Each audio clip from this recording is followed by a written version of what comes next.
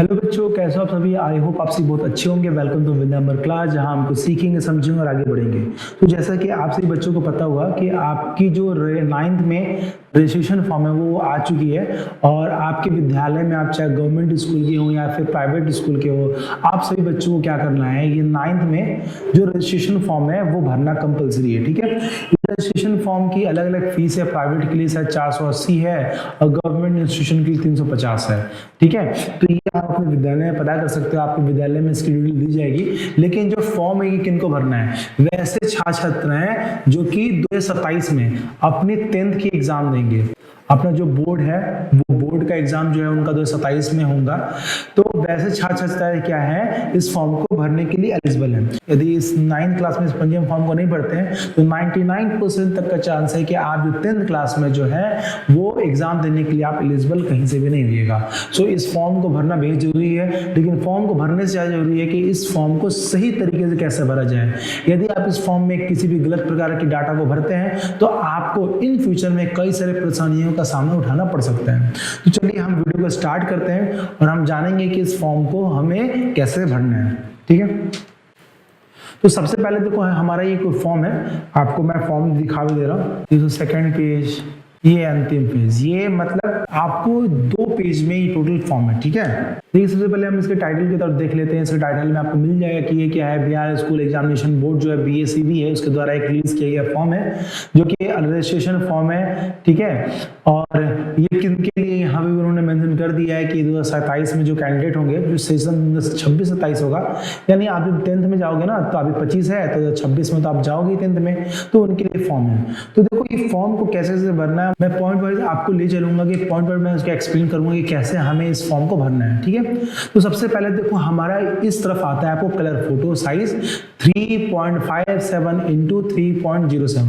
यदि आप बच्चों के पास प्रिंटर है या फिर आपके पास कोई आपके सगी संबंधी है जो कि कलर फोटो निकालते हैं, तो आप उनसे 3.5 सेंटीमीटर इंटू 3.0 सेंटीमीटर का फोटो निकलवा सकते हो। जनरल रूप से इसको हम पासपोर्ट फोटो के नाम से भी जानते हैं।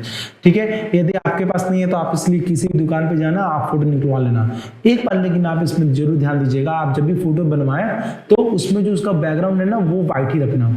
कई बार ऐसा देखा जाता है कि जो आपका फोटोज होता है वो ब्लैक एंड व्हाइट में बोर्ड की तरफ प्रकाशित होता है, जिसके कारण आपका जो फेस है और जो पीछे का बैकग्राउंड है वो कई बार मिक्स हो जाता है। और ये जो है ना ऐसे इंपॉर्टेंट चीज है कि जो कि इन फ्यूचर में आपके आइडेंटिटी को सिक्योर करेगा। ठीक है, दूसरा चीज, कभी भी जब आप फोटो लगाना तो आप ओल्ड फोटो को कतई मत लगाना। जैसे मान लो बचपन का फोटो हो गया या फिर 5th-6th क्लास में थे वैसा। अभी के टाइम में जो आपका रिसेंट जो फोटो होगा उसी फोटो को आप इसमें लगाना। ठीक है, थर्ड थिंग है कि जब भी आप फोटो खिंचवाना तो वो डिसेंट वे का फोटो होना चाहिए। ऐसा नहीं कि आप सेल्फी को ऐसा पासपोर्ट साइज में क्रॉप कर लो फिर वैसा लगा दो। वो डिसेंट रूप में है, आपकी छवि को दिखाना चाहिए। इफ पॉसिबल, अगर आपके लिए पॉसिबल हो पाए तो आप काइंडली आपका जो भी स्कूल का निर्धारित ड्रेस कोड होगा उस ड्रेस कोड में आप फोटो को खिंचवाएं। ठीक है, उसके बाद आपको यहाँ पे दिया गया है सिग्नेचर के लिए ऑप्शन।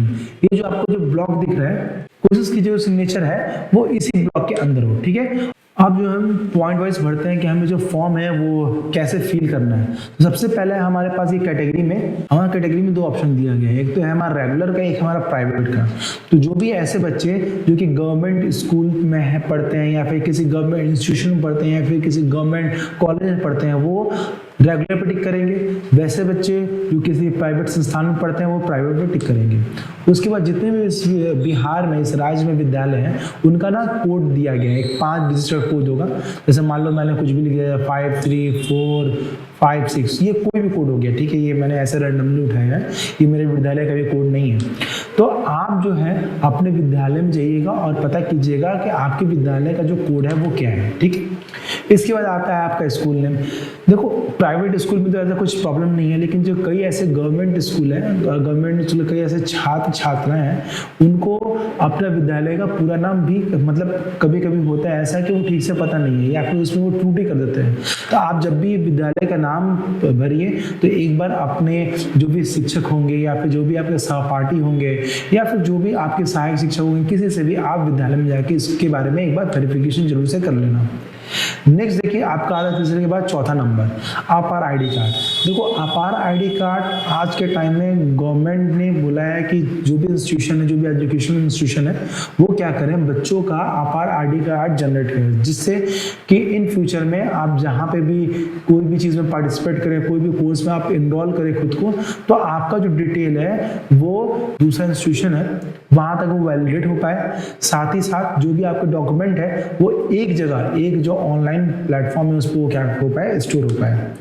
तो यदि आपके पास अपार आईडी नहीं है तो आपको घबराना नहीं है। आप हो सकता है आप अपने विद्यालय में भी पता कर लेना। यदि आपके विद्यालय में भी अपार आईडी कार्ड नहीं है तो आप घबराइए नहीं। देखिए सबसे लास्ट में यदि आप चलिएगा तो सबसे लास्ट में यहाँ पे ना आपको लिखा गया है, सबसे लास्ट पेज पे कि यहाँ पे मेंशन किया गया नोट को, कि नोट में लिखा गया है और इंफॉर्मेशन और कंपल्सरी, मतलब जितना भी इंफॉर्मेशन ऊपर में दिया गया है वो सबको भरना क्या है, कंपल्सरी है, लेकिन एक्सेप्ट सीरियल नंबर 4, 21, 22, 23। ठीक है, तो अभी हम क्या देख रहे थे, 4 नंबर को देख रहे थे। तो यदि आपके पास अपार आईडी कार्ड नहीं है तो आप इसको डायरेक्टली स्किप कर देना।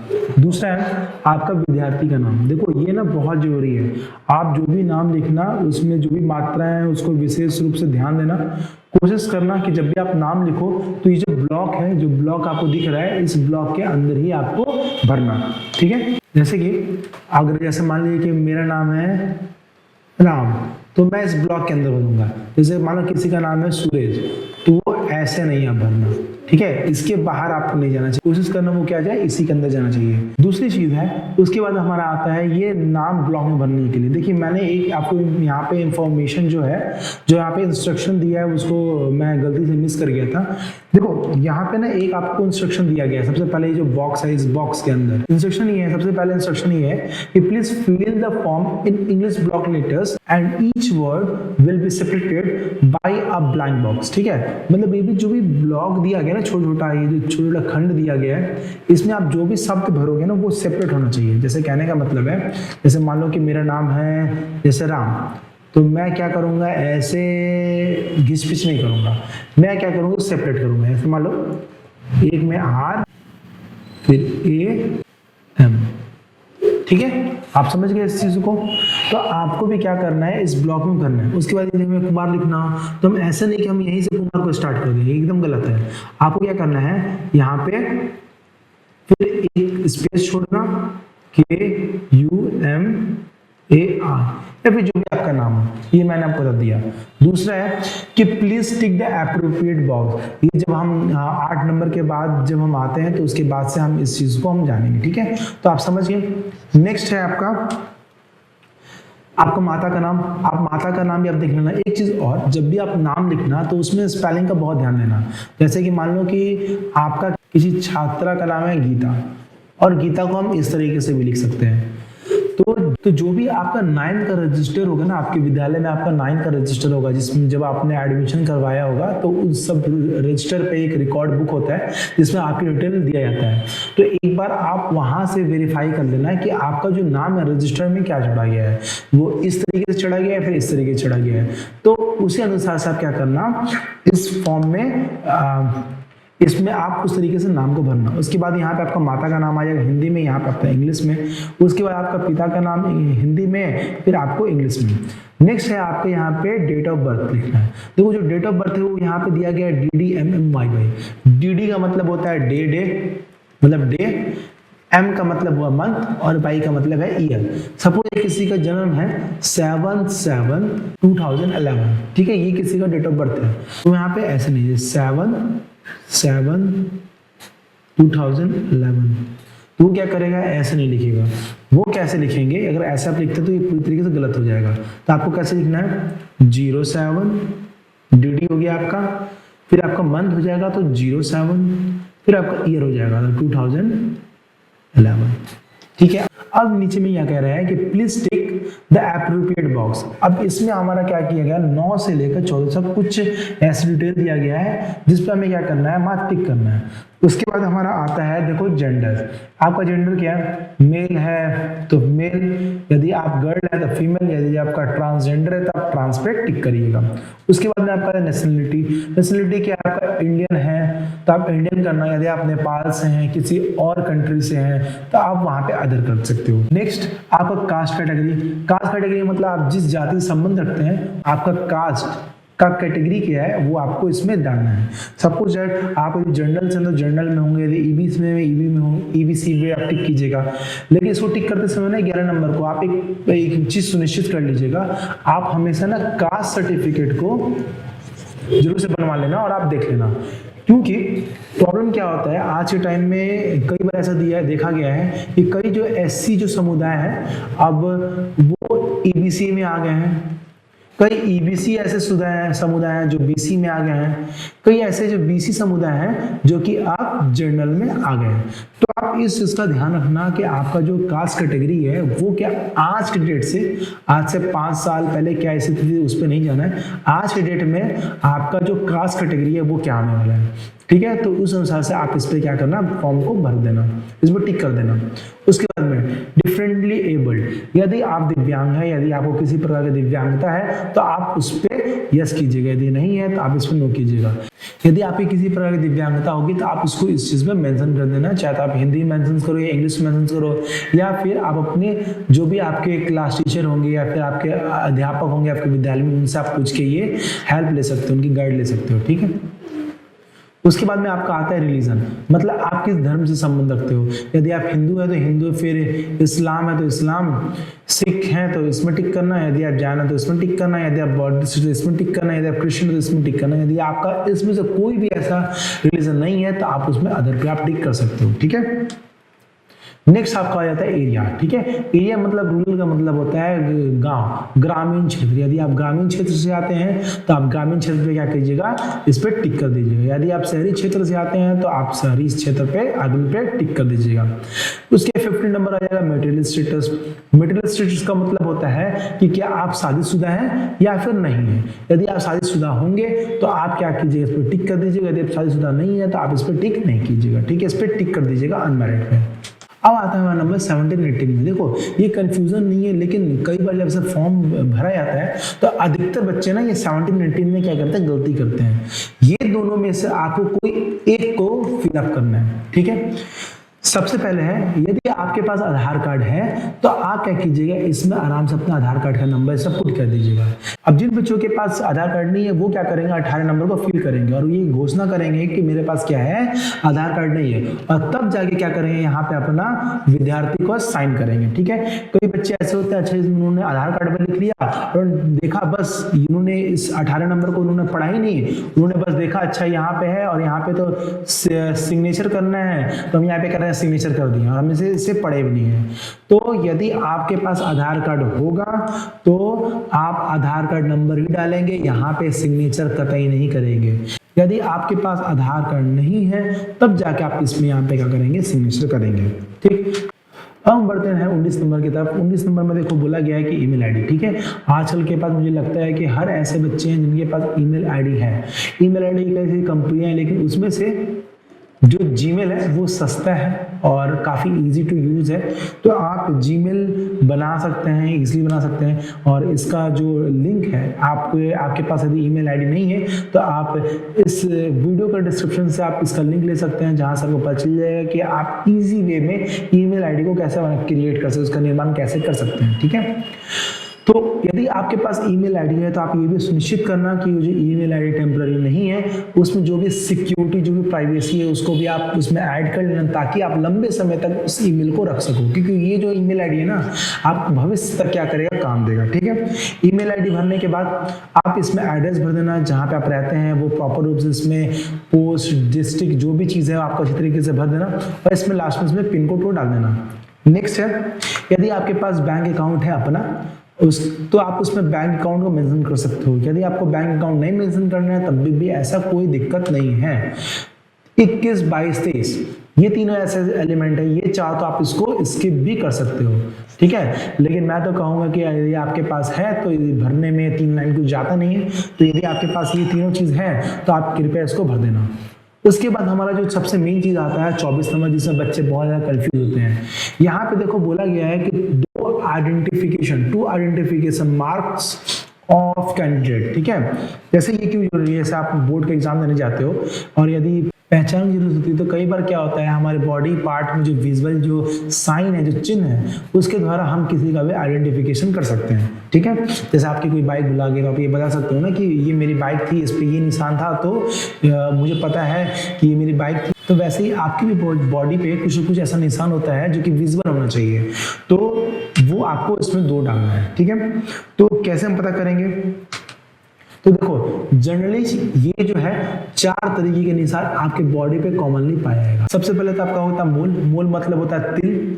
उसके बाद में आपका होता है वाट, वाट मतलब होता है मस्सा, जो कि आप जनरली जानते हैं। उसके बाद में आपका होता है स्कार, मतलब किसी चीज का दाग, जैसे बर्न मार्क, स्कार में बहुत सारे आ सकते हैं, बर्न मार्क आ जाएगा या फिर कट मार्क आ जाएगा, तो वो एक देख लेना। ऑन उसके बाद जैसे आपको लिखना है, ऐसे फॉर एग्जाम्पल मेरे नेक पे मोल है, ठीक है, तो मैं लिखूंगा मोल, तो मैं क्या लिखूंगा इसमें, मोल ऑन, ऑन ऐड कर लेना, उसके विजिबल बॉडी पार्ट नेम, ठीक है, ऐसा बॉडी पार्ट नेम जो कि विजिबल है, तो मैं लिख दूंगा लेफ्ट। दूसरा हम क्या डालना है, ठीक है।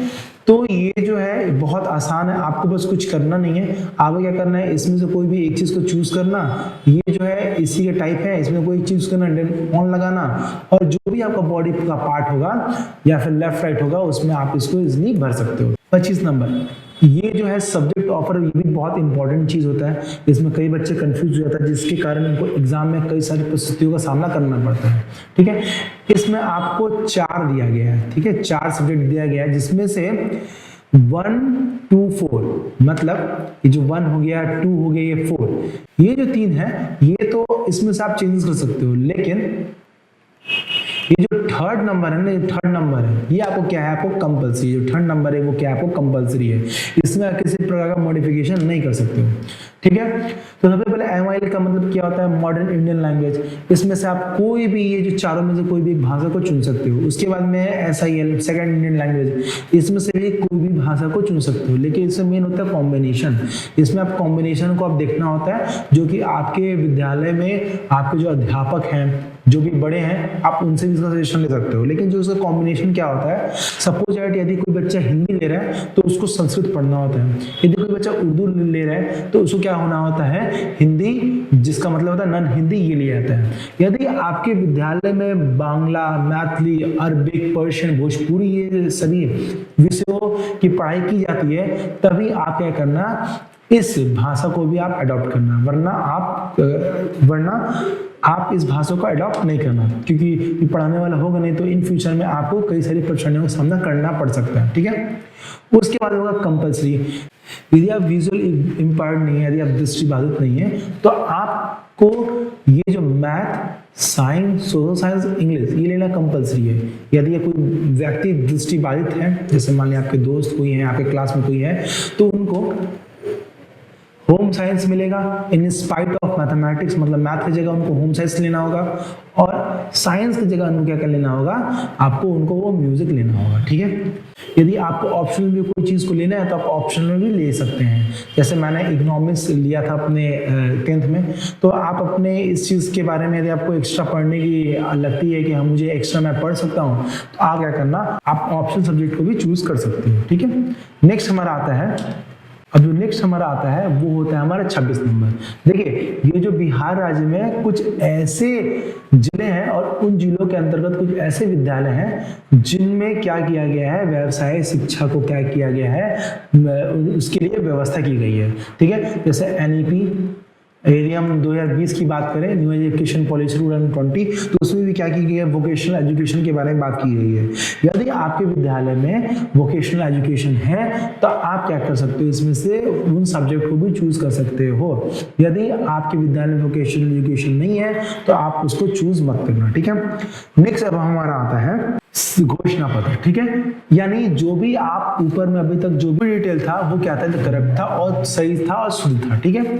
और वो जो डिटेल था ना, वो जब आप फॉर्म भर रहे हो तो उस समय तक वो क्या था, परमानेंट हो चुका था। जैसे मान लीजिए कि कोई ऐसे बच्चे हैं, उनका date of birth in case किसी गलती के कारण गलती से 2005 हो गया, ठीक है, और उनका जो रियल डेट ऑफ बर्थ है वो क्या है 20/2/2011, और वो सोचते हैं कि उनका आधार कार्ड में कि 2005 हो गया है कि जब फॉर्म भर लेंगे तो वो क्या करेंगे, फॉर्म भरने के बाद 2011 सुधरवा लेंगे। नहीं, ऐसा आपको कतई नहीं करना है।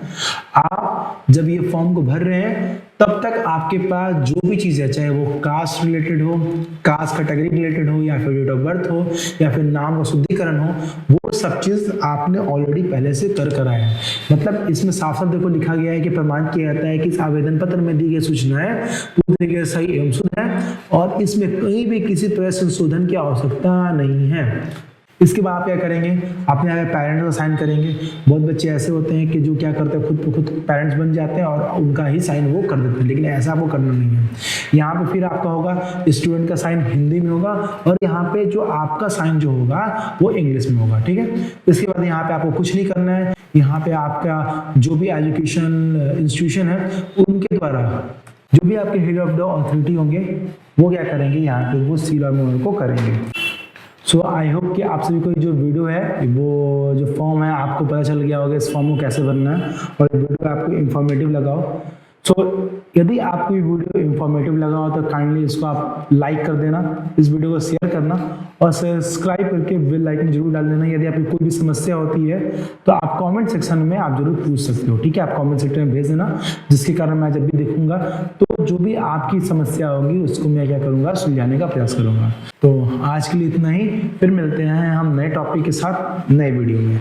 धन्यवाद।